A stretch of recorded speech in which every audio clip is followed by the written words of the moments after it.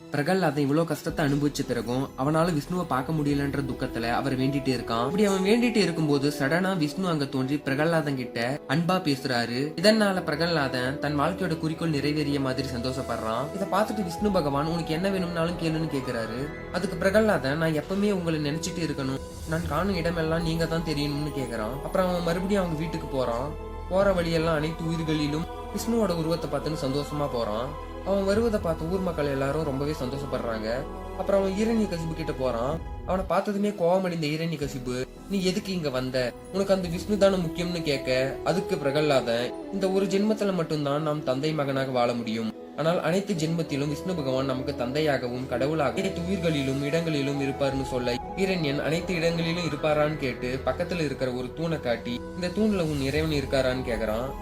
அதுக்கு பிரகலாதன் இருக்காருன்னு சொல்ல கோபமடைந்த ஈரண்யகசிபு அந்த தூணை அடிச்சு உடைச்சிடறான். அப்ப சடனா தூண்ல இருந்து சிங்க முகமும் மனித உடலும் கொண்ட நரசிம்மர் விஷ்ணுவோட அவதாரமா தோன்றுறாரு. இப்ப இருவருக்கும் கடும் யுத்தம் நடக்குது. நரசிம்மர் ஒருவராகவே அவனுடைய வீரர்களை எல்லாம் கொன்று ஈரண்யகசிபுவையும் காயமடைய செஞ்சிடறாரு. ஈரண்யன் அவனுடைய முழு சக்தியும் பயன்படுத்தினாலும் அவரை எதுவும் பண்ண முடியல.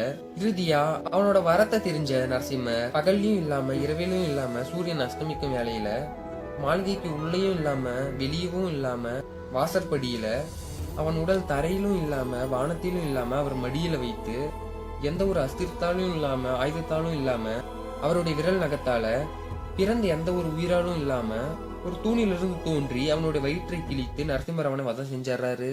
இதோட இந்த கதையும் முடியுது. இந்த கதை உங்களுக்கு பிடிச்சிருந்தா லைக், ஷேர் மற்றும் சப்ஸ்கிரைப் பண்ணுங்க. நன்றி, வணக்கம்.